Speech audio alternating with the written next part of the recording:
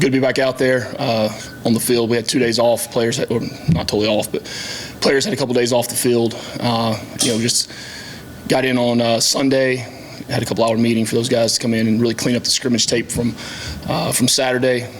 Saw the things that we needed to see, got them corrected. Had a period out there today to really do a correction period, from the scrimmage. And really, what I'd said on Saturday is what took place in the scrimmage. So, I think we've made a lot of strides. It's good to, today to have a clean-up, fundamental day out there on the field after a couple days not out there.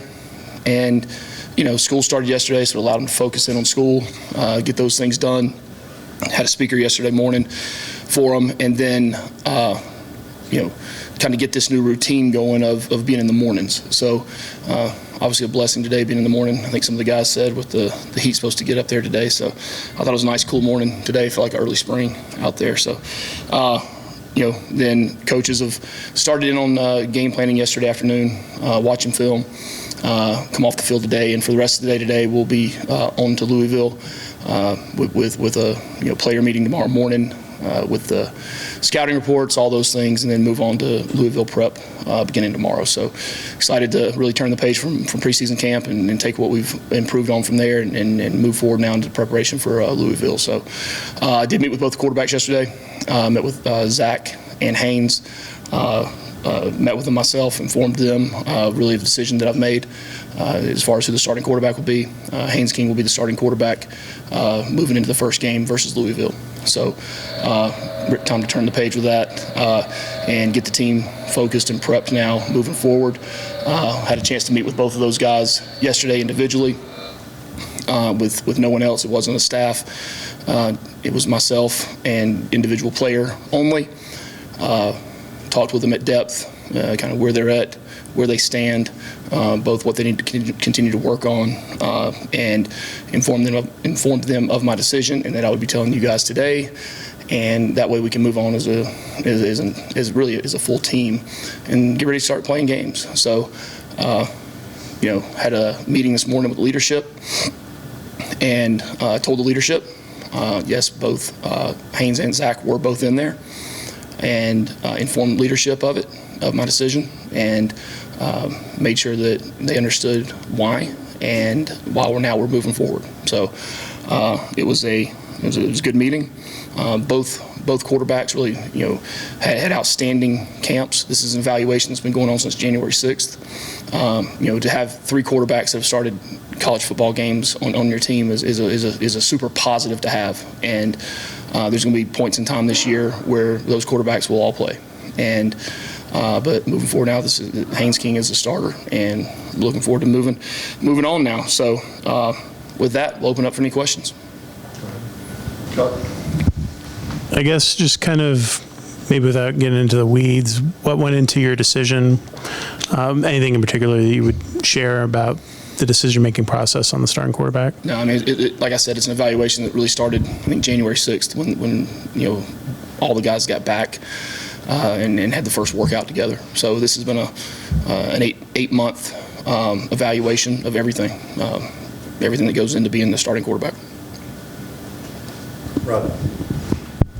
When you meet with the leadership group, do you talk about other things besides the quarterback position, and maybe where they feel the team is and what needs to be done moving forward?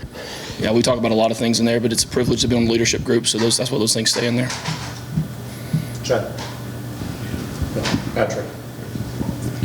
Coach Key, it may be an odd question, but obviously you've been evaluating these guys, as you said, since January, and after last year as an example, how do you tell your now second-string quarterback to hang in there and be ready and be himself and be ready to compete at the highest level when the moment comes, because it probably will come, I guess?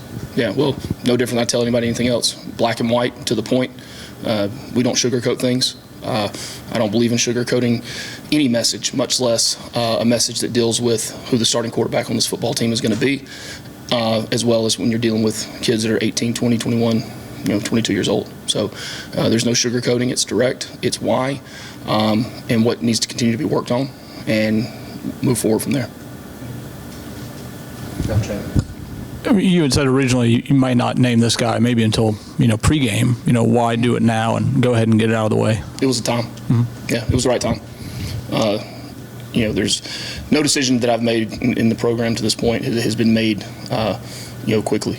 They've all been very thought out, very looked over, done in depth, and so that myself as the head coach, when I go to sleep at night, I know that I've made the right decision for this time. Anything in the back? Thank you. Coach, Luke Hetrick, Fox 5 Sports. I know you've touched on it a little bit, but for a while this was, you said, kind of neck and neck, no one really separated. What was the separation for Haynes in this? We feel like he gives us the best chance to go out in the first game and play the game we want to play.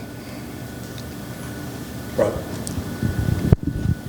When you broke down the film and looked at the film, was there anything that caught your eye or any surprises from what you saw? What film? No, from the scrimmage on Saturday. Oh, same as I said. I mean, that's been 3 days ago now. We've moved past that. We met on that on Sunday with the players. I hadn't even thought about that in the last couple of days. John? I guess we haven't really. Well, actually, you did last year. You played 2 quarterbacks in the tail end of the season with Zach and Tyson.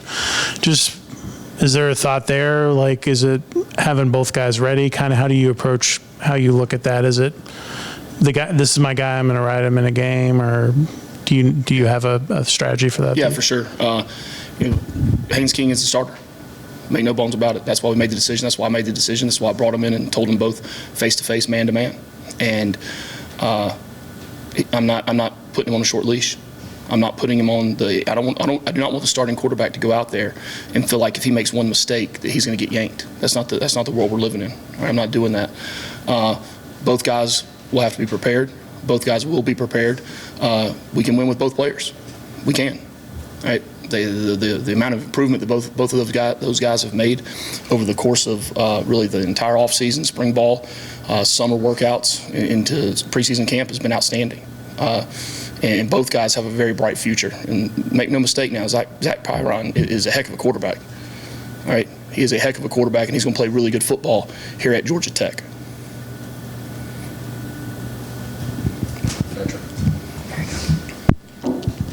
Coach Key, any other positions on the 2 deep on either side that are yet undecided?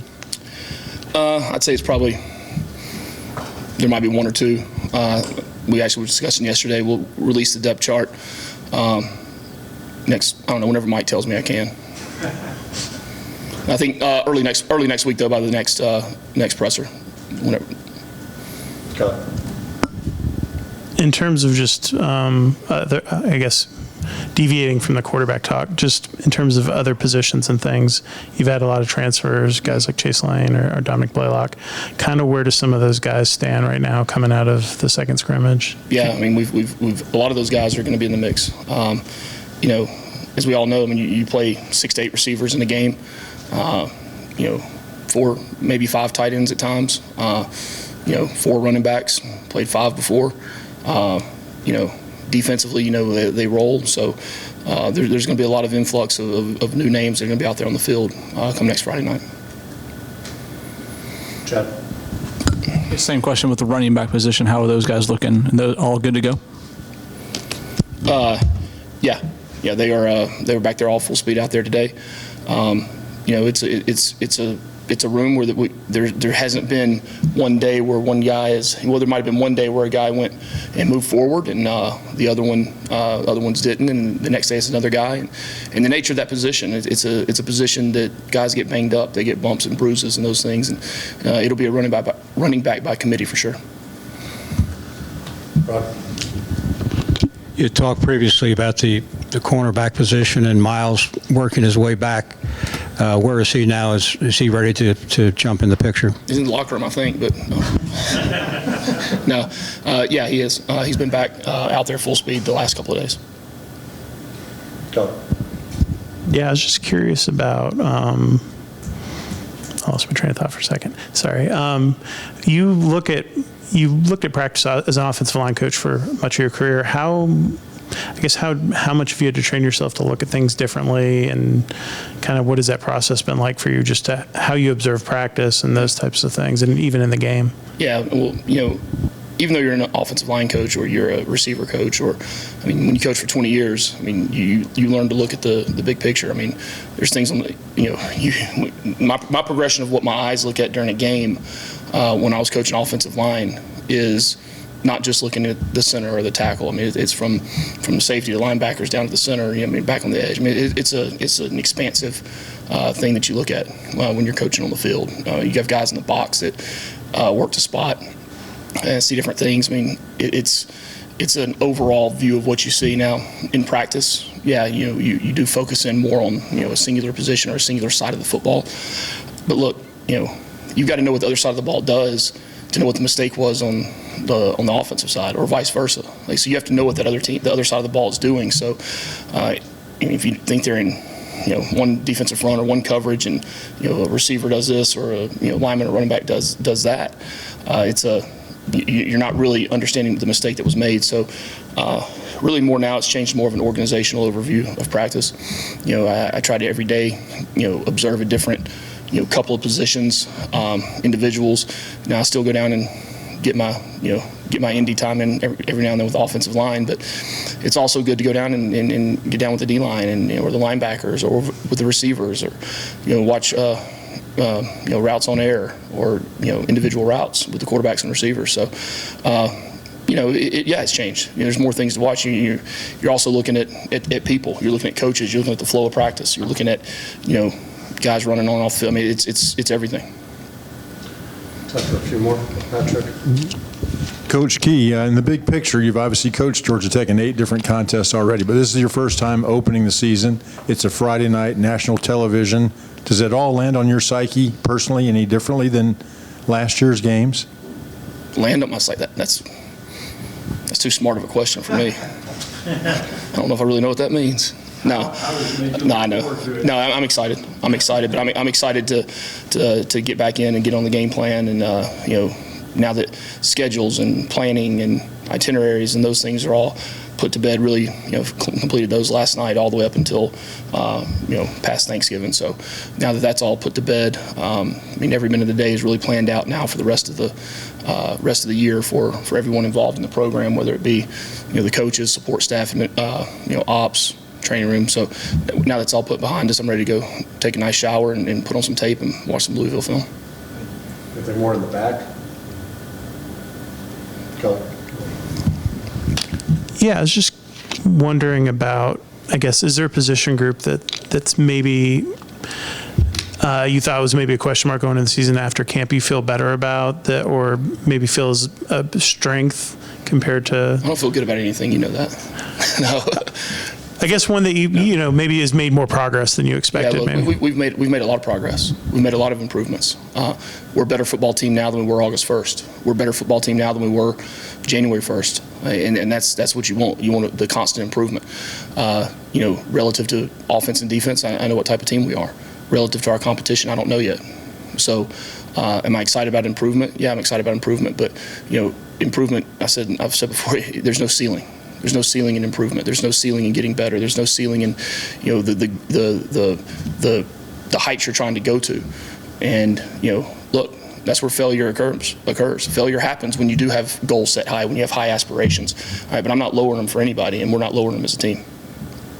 Okay. If there's nothing else, we'll wrap up. Thank you, Coach. I appreciate you guys. Go Jackets.